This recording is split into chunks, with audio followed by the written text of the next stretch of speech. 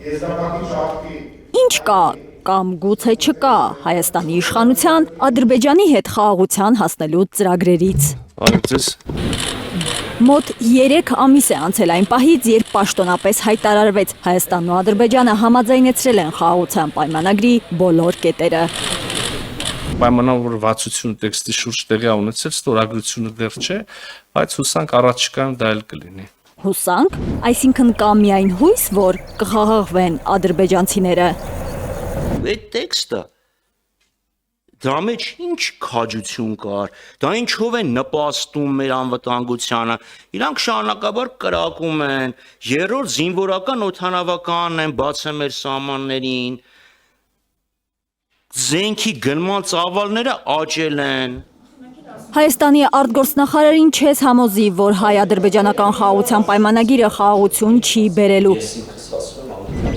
Ապացույցներն ադրբեջանական այն կրակոցներն են, որոնք հնչում են խաղաղության պայմանագրի բոլոր կետերը համաձայնեցնելուց հետո։ Դրանց թիրախում հաճախ նաև հայկական խաղաղ բնակավայրերն են։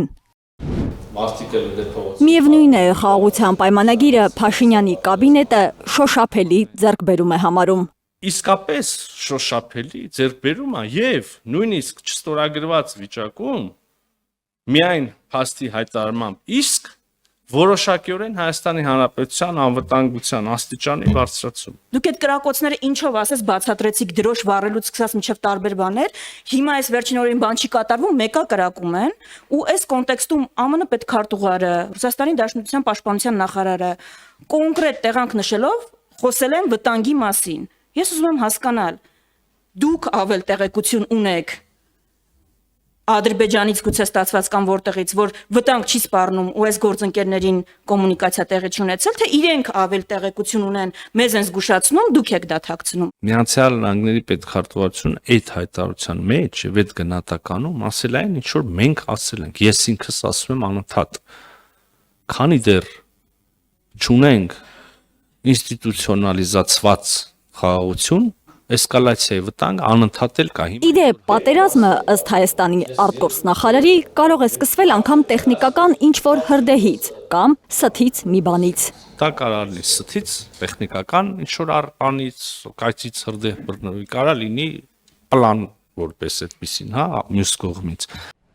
Ադրբեջանից ամեն պահի պատերազմի սպասող Հայաստանի արտգործնախարարը չի ենթադրում, թե ինչու են կրակում ադրբեջանցիները հայկական դիրքերի ու խաղաղ բնակավայրերի վրա։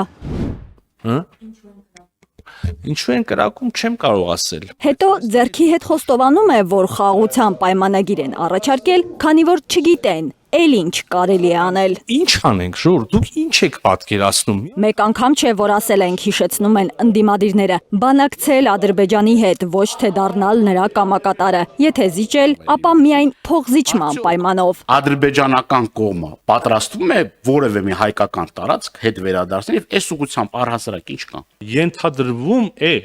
որ գծելով գնալու են մարդիկ, ուրեմն Ալմաթայով ենթադրվող սահմաններով եւ այն կետը, որ կլինի ադրբեջանական,